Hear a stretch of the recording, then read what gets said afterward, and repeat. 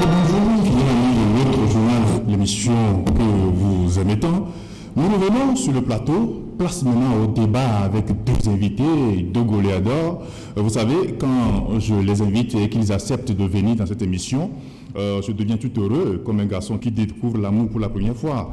Je les appelle goléadors parce que eux, ils prennent du temps à développer leurs arguments, au point où parfois, entre deux arguments de l'un ou de l'autre, je peux même finir un roman sur le plateau. Je vous présente Ferdinand Haïté, il est le patron de l'Alternative. Bonjour Isidore, bonjour à tous ceux qui nous suivent, bonjour à Joël, et voilà. Et Joël les gars, bonjour. Bonjour mon frère, bonjour Ferdi. Et je dirais bonjour les deux qui sont en batik. Oui, c'est l'occasion de saluer, comment il s'appelle Noir Fachine. On en parlera à la sortie.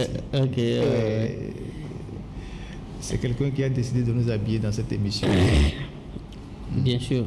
Non, je crois que c'est l'occasion effectivement de remercier ceux qui apportent le soutien à cette émission et qui certainement ce n'est que, comme on le dit dans le domaine des projets, ce n'est que pilote.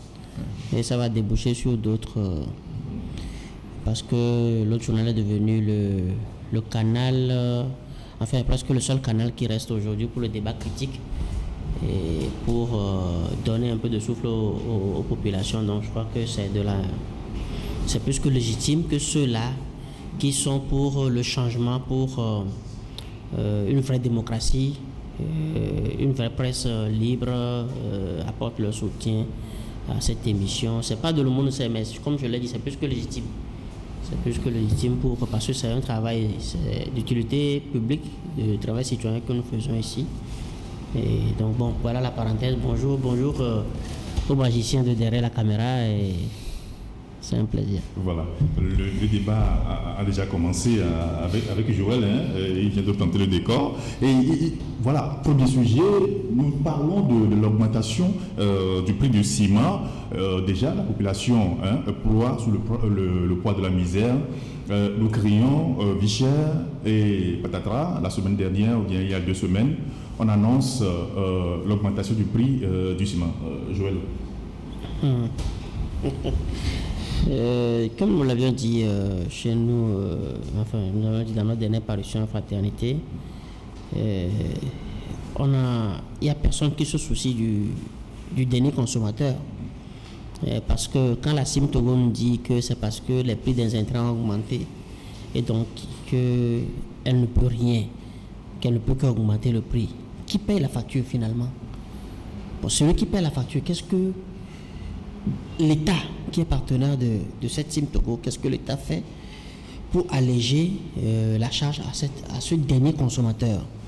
Nous savons tous que pour le Togolais, le logis est son premier objectif. Quand le Togolais commence par boulotter un peu, même quand tu fais, comme on le dit dans le pays sahéliens, quand tu fais du woro-woro, tu te débrouilles, son premier souci, c'est de sortir de la location et d'avoir son petit chai, aussi modeste soit-il. Alors, c'est comme au Sénégal, on sait le Sénégalais sait que l'État sénégalais sait que son aliment de base c'est le riz. Alors l'État subventionne le riz et l'État fait tout pour que le sac du riz ne dépasse pas un plancher. Alors c'est ce qui devait être la moindre des choses pour le Togolais ici. Nous sommes nous-mêmes cultivateurs de maïs qui est notre aliment de base. Mais le souci, ce que le Togolais aime le plus, tous ceux qui sont dans cette salle, même les stagiaires, à petite économie, il faut que tu épargnes un peu. Quand ça sera un peu important, on te demandera, bon, au Mavamia, il dit, la Firinawa. On te cherche d'abord un terrain et après, tu payes un paquet de ciment, 2 paquets de ciment. Mais quand on augmente, c'est là pendant que le citoyen n'arrive pas à trouver à manger parce que sur le marché tout a augmenté. Même le prix du bidon d'huile a presque doublé. Je sais que quand même c'était déjà à plus de 50%, actuellement ça a certainement doublé. Tout a augmenté, les produits congelés, les condiments, tout ce qui rentre dans le plat a augmenté. Mais le revenu reste le même. Si les gens veulent souffler un peu, ceux qui veulent sortir un peu du joug et prennent des initiatives, ils exploitent, ils squattent les trottoirs pour installer leur petit commerce, on vient les chasser. À Boka, on a chassé ce matin. Razia. Dans Agboka Show. On a eu une séance d'Agboka Show. Calamité. On a eu une séance d'Agboka Show ce matin où on a chassé encore ces gens-là qui ne demandent qu'une seule chose, qu'on leur laisse un petit trou pour qu'ils puissent respirer un peu. Ils savent que l'État est absent, l'État-providence n'existe pas. La preuve, quand la Simitogo a augmenté, l'État a dit quelque chose. L'association de consommateurs, quelqu'un a crié. Les syndicats, quelqu'un a dit qu'il a levé le petit doigt. Il n'y a que la presse. Et quelle presse encore? Peut-être à l'autre journal où vous en parlez, puis c'est bon. Le citoyen est laissé carrément à l'abandon de toute oppression, de toute oppression, de tout acabit qui vient et on le presse. Moi, je ne comprends pas que sur un marché, nous avons 3 cimenteries déjà. Je crois qu'il y a le 4e qui est en train de s'installer. 5, voilà. Oui, je pense. 5 bientôt. Ils sont 5 au total. Mais au moins, il y a 3 qui sont opérationnels. Il y a le Fortia, Wassem, et puis Simtogo. Il y a Simtogo, et puis il y a Dangote également qui... Donc, ceux-ci vont faire le 5e qui arrive, Simfaso. Ah, il y a Simfaso qui arrive. Et le ciment, la tonne du ciment est l'une des plus chères de la sous-région.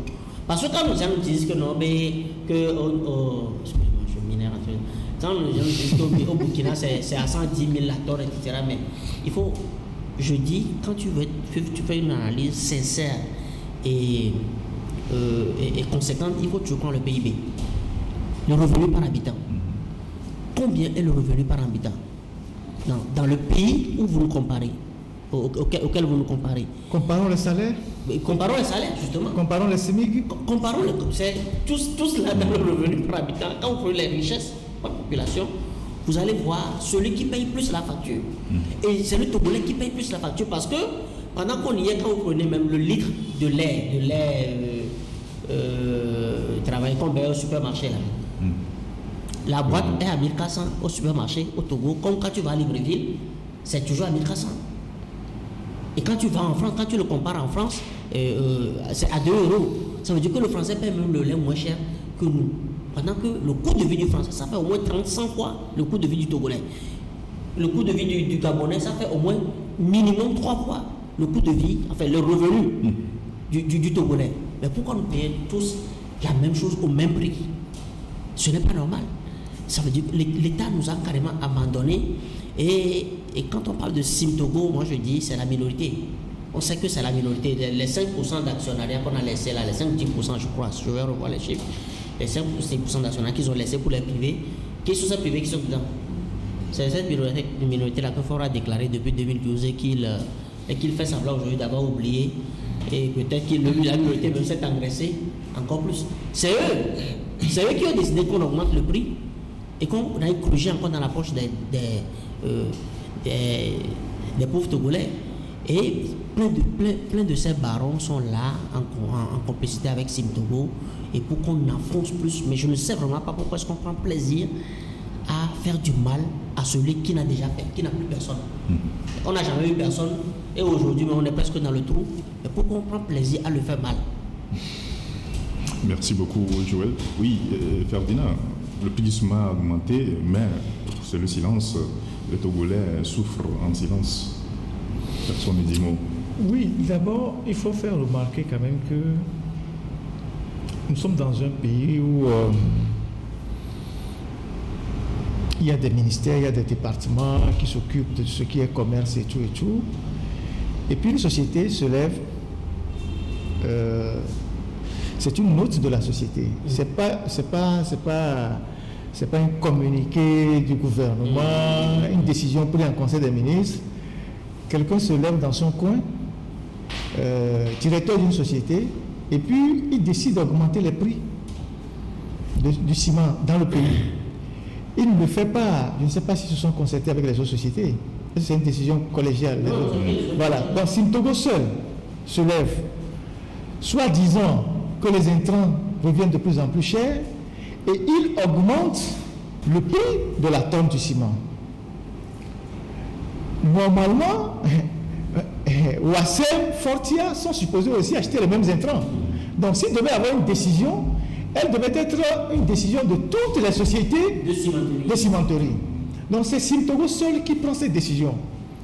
Et sur le marché, la décision concerne maintenant toutes les autres producteurs. C'est-à-dire que le ciment de Fortia, le ciment de Wassem.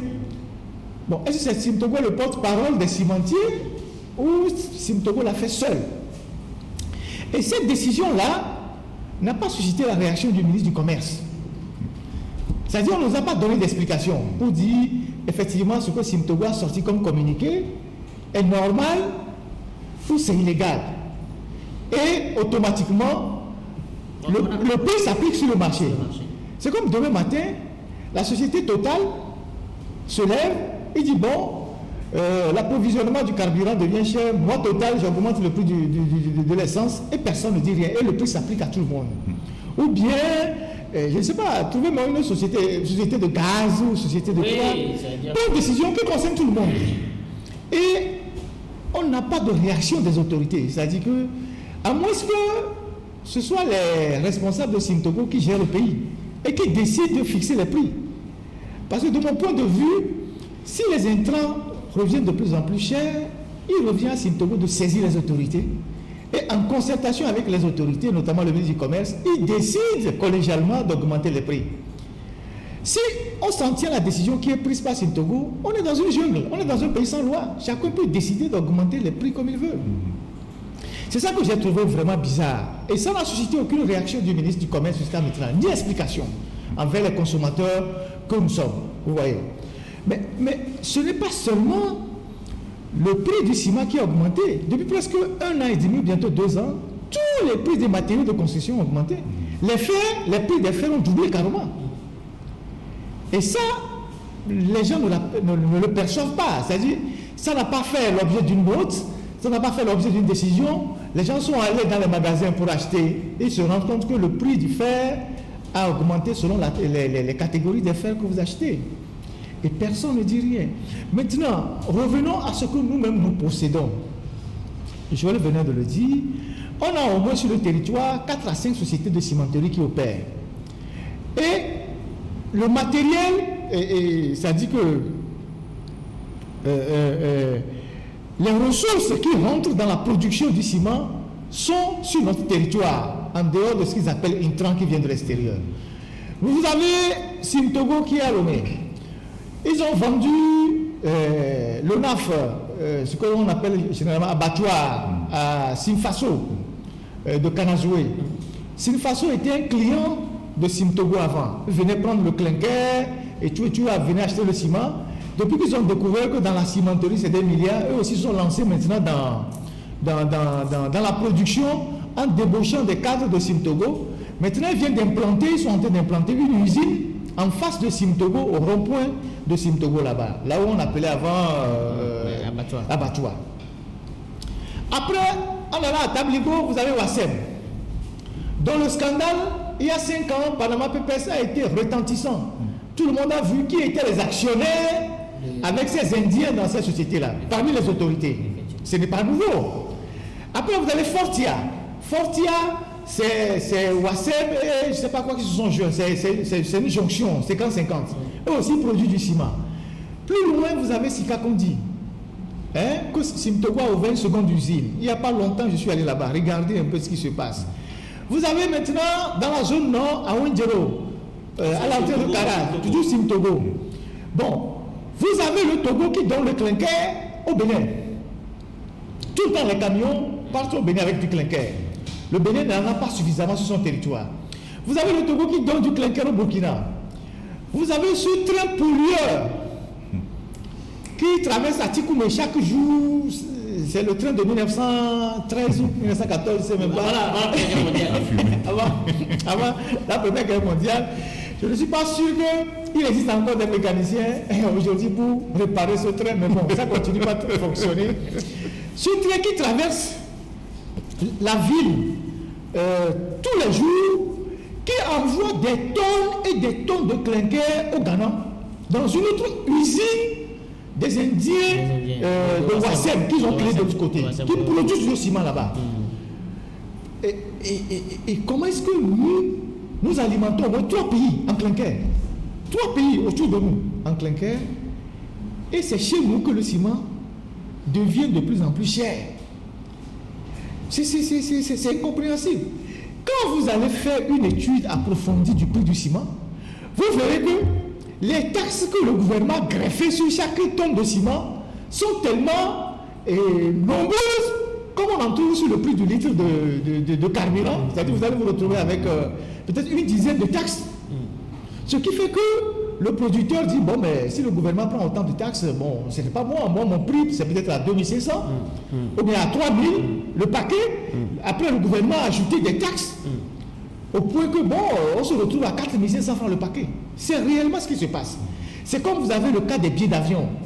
Lomé a les billets d'avion les plus chers de la sous-région. Bien sûr. C'est-à-dire que le billet d'avion que vous prenez, Lomé-Paris sur Air France, vous prenez le même billet d'avion Cotonou-Paris sur Air France, il y a une différence de 200 000. De 200 000. C'est-à-dire que les taxes, oui, hier, représentaient 51% du billet. Oui. Aujourd'hui, on est passé à 60-70% du billet. Avec au nom du nouvel aéroport qui commence déjà par chuinter. Ouais. Ils sont allés prendre l'argent chez des Chinois pour construire un aéroport qui n'ont même pas bien construit, un aérogare avec des machines qui tombent en panne régulièrement. Mais il faut payer les Chinois. Alors il faut faire quoi? Ils ont augmenté les billets d'avion. Finalement, les Togolais qui ne veulent pas payer aussi cher le billet d'avion, ils prennent le vol, ils descendent à Accra ou ils descendent à Cotonou. Bon, tu as un bénéfice de 200 000, tu prends 30 000 francs, tu loues une voiture, tu rentres à Lomé, et puis les 150 000, bon, tu donnes à la famille ou bien ça te sert d'argent pour mettre le carburant dans ta voiture. Voilà comment, de façon artificielle, on rend la vie chère au Togo. C'est-à-dire que c'est artificiel. On décide quelque part pour combler les bêtises et la gabégie de la gestion du pays, on décide d'augmenter les prix pour pouvoir, engranger de l'argent et payer les dettes qu'on a contactées sur nos têtes. Ferdinand, moi, selon moi, de faire une confidence, mais quand tu demandes à un des barons, à un homme du système, il te dit non, que ça ne dépend pas d'eux, que c'est la France qui demande trop. Ce sont des menteurs. C'est ce qui la France ne cesse d'augmenter. La France ne cesse d'augmenter sa demande. Demande en quoi? En fait, la France ne cesse d'augmenter sa demande. Ça veut dire que vous nous faites payer la facture du fait que vous vous accrochez au pouvoir. Non, la France demande quoi? Qui nous disent? C'est aussi simple que ça. Bon, est-ce que c'est la France qui fait que le billet d'avion est moins cher au Ghana, au Bénin? Peut-être la France prend sa partie dedans. Non, moi je pense que je pense que c'est des raccourcis pour justifier leur propre. Le problème c'est que c'est pas la France qui est là pour collecter. Non, c'est eux qui collectent. C'est eux qui collectent et qui versent une partie à la France. Bon, est-ce qu'ils versent même une partie à la France? C'est des histoires. C'est-à-dire que dans tout ce fantasme-là, l'épouvantail de la France-Afrique qu'on nous brandit tous les jours là, c'est un truc qui arrange tellement nos dirigeants qu'eux-mêmes ils alimentent ça. Oui, effectivement. Pour dire que non, nous ne sommes pas libres de gouverner parce que la France nous fait la pression de nous donner de l'argent. Mais en réalité... Est-ce que c'est la France qui les a attachés au fauteuil? Mais en réalité, c'est eux-mêmes qui font une gestion désastreuse de leur pays. Je ne sais pas si vous voyez. Est-ce que vous avez commencé par construire un hôpital et la France vous dit non, donnez-moi l'argent de l'hôpital? La preuve, on reçoit de l'argent même des partenaires et cet argent est détourné par nos propres gouvernements. Effectivement. Non seulement cet argent est détourné, au même moment, la France est caution à d'autres pays où on a construit des universités. On a le cas du Burkina. Où on a construit il a construit 2 universités durant les 7 ans. Il est dans sa 7e année. En Côte d'Ivoire, quel régime la France soutient mieux que le régime ivoirien? Pour le Sénégal. Ils construisent, ils s'occupent du social, ils s'occupent de leur population. Pourtant, c'est la France est aussi là-bas. Et moi, je dis toujours, à chaque fois, je ne dis pas que la France ne fait pas des trucs bizarres en Afrique. On sait ce qu'ils font depuis les indépendances, ils continuent d'en faire. Mais je dis, le fait de décharger tous nos problèmes sur la France, nous déchargeons nos dirigeants de leurs responsabilités dans la gestion de nos pays. C'est clair. C'est pour ça que ce débat est un débat à double tranchant. Je ne sais pas si vous voyez. Ils sont contents, ils croisent les bras, ils sirotent tranquillement leur champagne en disant il faut que les populations continuent d'accuser la France. Et ce n'est pas eux, c'est la France. Je ne sais pas si vous voyez. C'est la France. Quand nos chefs d'État voyagent en jet privé et qu'ils paient cher là, c'est la France qui leur dit de prendre un jet privé. Alors que le président français même prend un vol et s'il fait des bêtises, il va justifier. Je ne sais pas si vous voyez. Et donc, c'est ça le fond du problème. Donc, pour revenir à l'affaire du ciment, aujourd'hui, il y a tous ces Togolais-là qui sont à l'intérieur du pays, qui gagnent difficilement leur vie et qui ont pour projet de rentrer dans leur maison et d'être à l'aise. Il y a tous ces Togolais-là qui sont dans la diaspora, qui travaillent dur, qui font des économies pour ouvrir leur chantier au pays.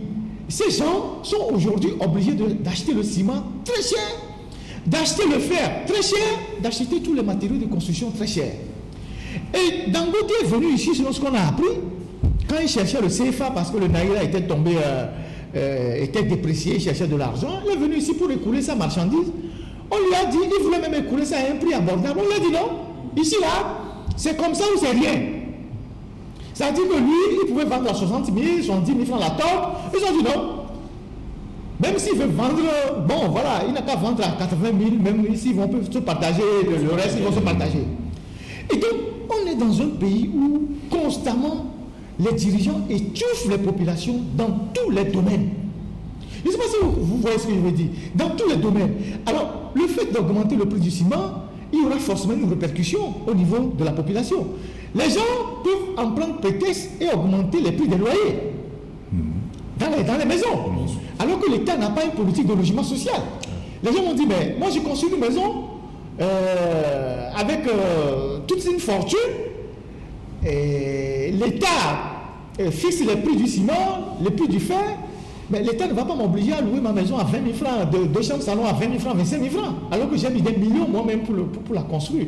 Donc il y a une conséquence sociale directe de cette décision-là. Mais le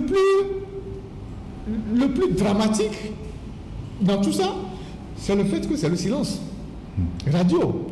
Et nos associations de consommateurs qui, depuis un certain temps, on a coopté certains dans les institutions, comme à Plusia, tout ça, où ils mangent tranquillement. Ils font le service minimum, communiquer à un ton très léger, respectueux, en disant bon, et puis bon, ça passe. Et pour dire après que demain, voilà, on a réagi quand même. Les syndicats, ils n'existent plus. Les syndicats sont totalement morts. Bon, les hommes politiques, bon, il ne faut pas trop compter sur eux. Et donc, tous les contre-pouvoirs dans la société. Ils sont dans les mairies. Ouais. Ceux qui ne sont pas dans les mairies, ils font le business nocturne.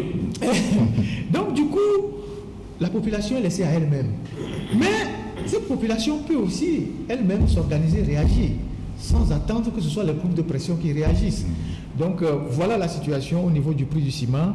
Et une fois encore, c'est dommage qu'on ait autant de cimenteries et qu'on ait autant d'usines de cimenterie, qu'on ait autant de carrières de cimenterie, qu'on continue même de délivrer encore des permis d'exploitation à d'autres sociétés qui arrivent, et que c'est le pays dans lequel nous achetons le ciment aussi cher. C'est vraiment dommage. L'information est libératrice et l'éducation est le prémisse du progrès. C'est ce que déclarait le Ghanéen Kofi Annan, ancien secrétaire général de l'ONU.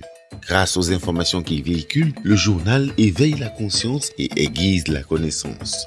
Jeclique.com vous donne un accès rapide et facile aux informations politiques, économiques et sociales sur le Togo. Jeclique.com vous donne également l'occasion de soutenir la presse privée togolaise dans sa mission d'information et d'éducation des populations. L'information est un bijou, l'ignorance est un caillou. Abonnez-vous sur le www.je-de6clic.com.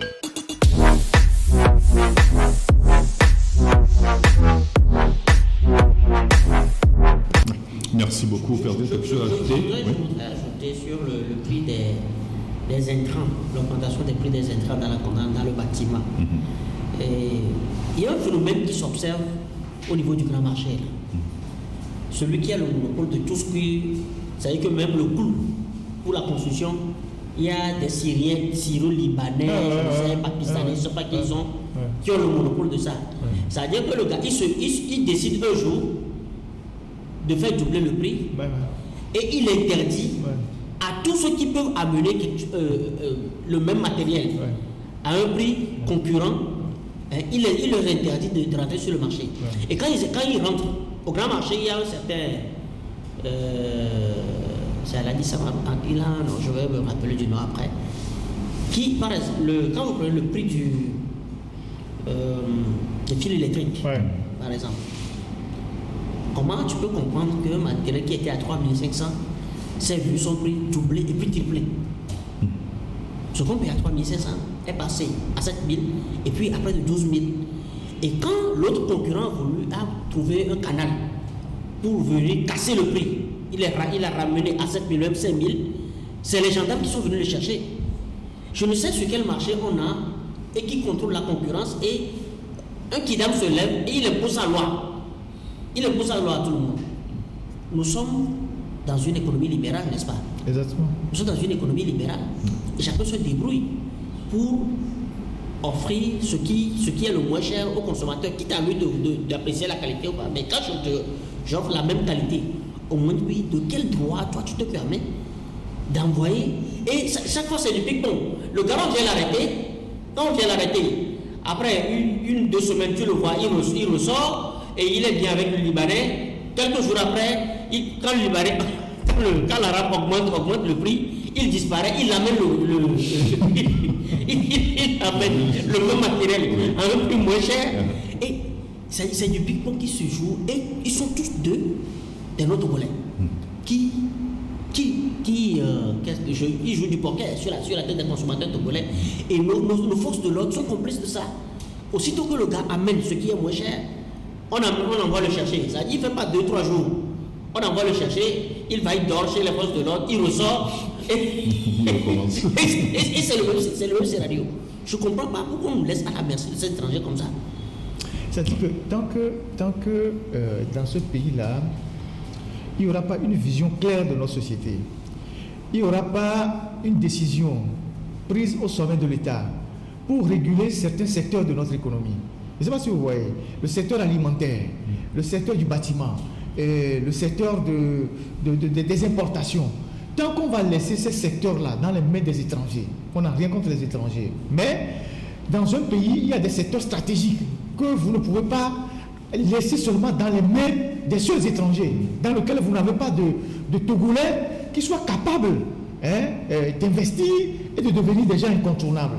Aujourd'hui, vous entendez des débats de bas niveau sur les radios et vous avez l'impression que les gens n'ont aucune culture quand on va à la radio pour vous dire que la chambre du commerce et d'industrie, qui doit être un instrument, qui doit relever l'économie, on vous dit que les avocats peuvent être membres de la chambre du commerce. Ça veut dire que celle qui dit ça là-même, elle ne connaît rien, ça veut dire qu'elle n'a aucune notion, ça veut dire que le métier d'avocat est incompatible. Oui. Mais elle va dire ça sur les radios. Elle dit que les journalistes peuvent être membres de la chambre de commerce. Je ne sais pas si c'est le Togo qui veut inventer une nouvelle forme de chambre de commerce. Oui, mais elle va dire ça. On a toujours été laboratoire depuis des ans. Elle va dire ça. On a toujours été laboratoire depuis des ans. Sans aucune honte.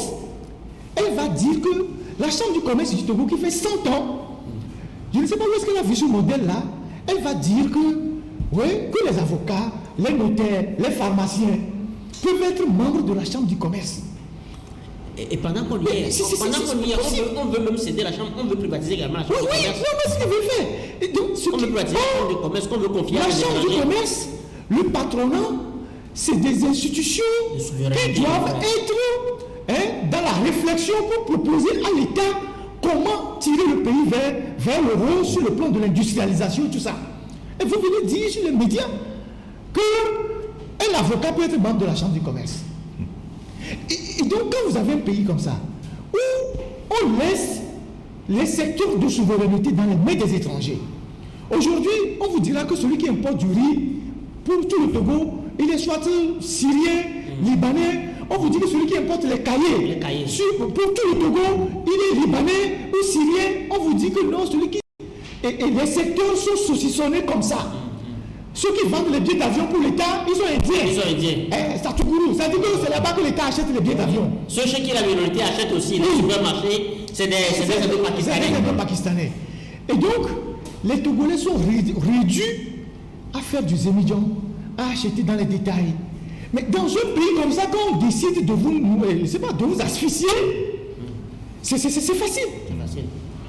C'est facile de vous asphyxier. Et donc, on fait ça juste parce que on ne veut pas que dans le pays, une certaine classe, une certaine des Togolais émergent. On ne veut pas construire des capitaines d'industrie au Togo, parce que quand les gens auront de l'argent, ils auront des ambitions politiques. Alors, on préfère tous céder aux étrangers et que les Togolais deviennent esclaves dans leur propre pays. Au point même que des secteurs de souveraineté, comme ceux qu'on vient de citer, soient dans les mains des étrangers. Ce n'est pas possible. On a tout fait pour dépouiller les Nanabés de leur puissance financière, pour remettre le secteur aux Nigériens, qui ont pris le grand marché et qui font la loi. Et ça n'inquiète personne. Et donc, finalement, un matin, ce sont ces Chinois, ces Indo-Pakistanais, ces Libanais, ces Indiens, qui vont même nous imposer ce que nous devons manger dans nos plats. Oui, mais ils le font déjà. Ils imposent déjà la minorité. Ils le font déjà. Ils doivent manger dans ces plats. Ils le font déjà. Puisque eux, ils ne vont pas sur le marché, ils ne vont pas au grand marché. Oui. Puisqu'ils envient tellement ceux qui sont au grand marché qu'ils ne vont pas acheter chez eux. Pour faire leurs emplettes, ils vont dans les supermarchés. Ces supermarchés sont aux mains de ces Indo-Pakistanais-là. Qui parlent une langue, c'est quand ils communiquent entre eux, toi, tu ne comprends rien. Tu ne sais pas si. Y compris les Chinois. Mettez le poison dedans. Y compris les Chinois. Tu ne comprends rien. Y compris les Chinois. Oui, y compris les Chinois. Et voilà nous, ce qu'on notre civilisation, comme je veux le dire dans notre Mekoko, il y a le Mekemi Koyawan. C'est-à-dire on se livre aux étrangers. Parce qu'on envie nos frères, on a de l'aversion pour eux. On n'a jamais vu des dirigeants dénués de patriotisme comme les dirigeants togolais. C'est-à-dire qu'ils sont prêts à tous ces deux étrangers contre leurs propres frères. Et c'est ça le symbole de ceux qui gouvernent le Togo. Et comme si ça ne suffit pas, ils vont chercher d'autres envahisseurs comme les Turcs et tout ça là. Ils disent qu'ils n'ont qu'à venir. C'est-à-dire qu'on n'a pas fini avec les Indiens, les Indo-Pakistanais, les Juifs, tout ça qui sont ici. Les Chinois qui sont là nous emmerder. Maintenant, ils vont chercher d'autres envahisseurs, les Turcs, pour dire ah oui, venez, on a des terrains, on vous cède notre foncier, c'est ce qu'ils ont signé comme accord, on va revenir dessus. Que non, venez. Vous imaginez ce qu'ils sont en train de faire dans ce pays? On n'a jamais vu autant de dirigeants dénués de patriotisme comme les dirigeants togolais. Et ils ont réduit leurs propres citoyens à la mendicité, à la pauvreté. Même la moto Zemidjala, Olela, c'est les Chinois. Oui. Non, ils sont en train de le privatiser aussi. C'est les Chinois. C'est les Chinois. Le dernier venu, c'est Tito ou bien Titi. Après Olé.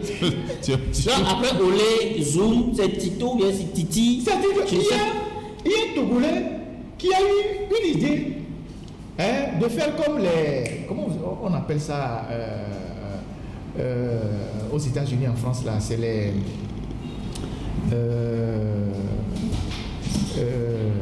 Gozem, le style de Gozem. En France, je ne sais pas comment ils appellent ça, les taxis sur Internet. Oui, le Navigo. Ouais. Alors, le gars, il crée son histoire de Gozem et tout ça. Il était le premier à lancer cette idée-là. Au lieu de le soutenir, parce que c'est un Togolais, pour en faire un truc national, on est allé chercher un Chinois. Et on trouve meilleur que lui. C'est-à-dire que Gozem, lui, n'avait pas le compteur sur la moto. Donc, on trouve le Chinois, on dit, bon, toi, cherche une moto sur laquelle il y a compteur. On lui donne l'argent, ils envahissent le pays de moto. Et maintenant, on a même amené une usine même à Déticopé pour fabriquer les motos. C'est-à-dire que vous ne comprenez pas. Je ne sais pas si vous voyez, vous ne comprenez pas.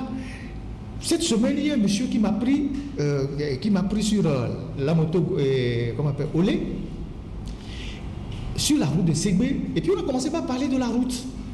Et le monsieur, qui vraiment était technicien, parce que quand il a commencé par parler de la route, j'ai compris que c'est un technicien. Et il me dit ceci, que mon frère, moi j'ai travaillé à Seco. J'avais 300 000 francs par mois. Je gagnais 300 000 francs par mois. Et un matin, on a cassé l'entreprise. Nous étions 6 000. Nous étions 6 000. Je gagnais 300 000 francs par mois. Nous étions 6 000. Et il me dit, si le directeur de la société a un problème avec une autorité, est-ce que on avait besoin de casser l'entreprise? On avait besoin de détruire l'entreprise. Parce que le directeur de l'entreprise a un problème avec une autorité. Et ils se sont retrouvés, les 6 000 personnes, dans la nature. Il est allé à Satom, il est allé au Bénin parce que Satom avait des marchés là-bas. L'attestation qu'on lui a remise, Satom dit je ne prends pas les gens de Seco. Parce qu'il avait une attestation sur laquelle il y avait Seco. Il est allé à Ebomaf. Ebomaf dit que bon, on n'a pas besoin de vous, vous étiez à Seco, tout ça. Il est obligé aujourd'hui d'être un taxi-moto. Et il fait olé. Je ne sais pas si vous voyez ce que je veux dire. Je ne sais pas si vous voyez le drame que je suis en train d'expliquer. C'est un monsieur qui était dans une entreprise de tenue par un Togolais. Quel que soit ce qu'on peut reprocher à celui qui a géré cette entreprise. Il a employé au moins 6000 personnes. Un matin, pour des histoires sans tête ni queue, on détruit l'entreprise et on jette les 6000 personnes dehors. Quand les gens ont attiré l'attention en disant mais ce que vous êtes en train de faire là, le gars emploie au moins plus de 5000 personnes. On dit non, c'est nous qui l'avons fabriqué, on peut le détruire. Oui, c'est un drapeau qu'on avait monté. Oui, donc on le détruit. C'est un drapeau qu'on avait monté, oui. On a choisi de le descendre. On descend le drapeau. Donc on ne se soucie pas des 6000 personnes qu'il emploie. On a détruit l'entreprise et la moitié de ceux qui travaillent là-bas aujourd'hui sont dans la nature en train de faire du zémidjan. Je n'ai jamais vu des dirigeants dénués de tant de patriotisme que les dirigeants togolais. C'est des choses qu'il faut dire sans état d'âme à nos dirigeants. Ailleurs, les gens se battent pour leurs citoyens. Les gens se battent pour leurs frères d'abord. Vous allez au Niger, au Mali, au Burkina, au Ghana, au Bénin. L'étranger ne passe pas avant leurs citoyens. Il n'y a qu'au Togo, on détruit les Togolais pour faire plaisir aux étrangers. Et c'est nos dirigeants qui font ça. Et il faut qu'on ait le courage de le leur dire. Parce que nous avons tous le pays en héritage et en partage. Je le dis toujours, le pays n'est pas à eux. Le pays est à nous tous. Et s'ils posent des actes qui compromettent notre bien commun, nous avons le devoir de les dénoncer. Il faut avoir le courage de le leur dire. Parce qu'ils ne savent pas ce qui va se passer demain. Ce qu'ils sont en train de faire là, ils ne savent pas ce qui va se passer demain. La pauvreté est devenue, je ne sais pas, le bien commun de tous les Togolais, du sud jusqu'au nord. Je ne sais pas si vous voyez. Et donc, moi je pense que, à un moment donné, il faut prendre des mesures fortes pour nationaliser un certain nombre de secteurs dans ce pays. Si le Togo avait des dirigeants sérieux et vraiment nationalistes et patriotes, un directeur de Sim Togo ne va pas se lever seul et prendre un communiqué et mettre ça dans l'opinion et le lendemain, tout est en même temps, mais automatique. Ferdinand, Sim Togo, le directeur de Sim Togo peut le faire parce qu'il sait qu'il les alimente tous. Mais c'est tout. Il sait qu'il les alimente tous. Quand des barons, tous les jours, appellent, ok, bon, je veux terminer le chantier là, et bon, ce serait bon de m'envoyer quelques tonnes. Le blanc, il n'est pas con. Ouais. Il te donne, il t'envoie les tonnes de ciment. Quand chaque fin d'année, vous recevez des champagnes, des caisses de champagne, etc.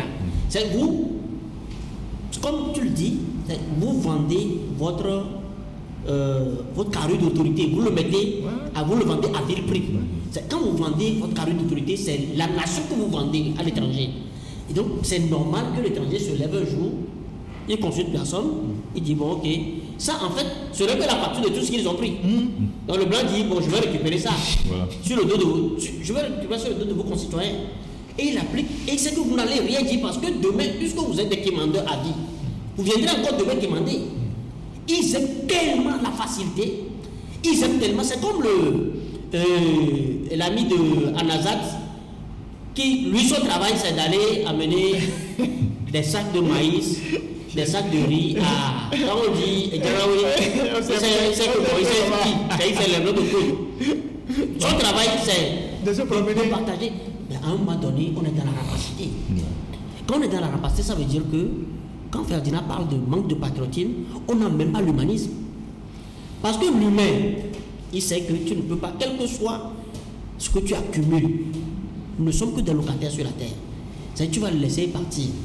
Quel que soit ce que, la façon dont tu gaves ton congélateur, combien tu vas consommer dedans. Mais du fait que l'esprit est méchant. L'esprit est méchant. Et nous avons toujours dit, c'est les gens la posture du sorcier du village. Le sorcier du village n'est jamais rassasié. Tout ce qui peut apporter le sourire dans la maison voisine, il fait tout pour les empêcher. Quand on dit on va amener l'électricité au village, il refuse. Il refuse parce que tout ce qui est, lui, il est réfractaire à tout ce qui est bien. Sinon, comment on dit une entreprise qui fait déjà du bénéfice sur le dos de tes concitoyens.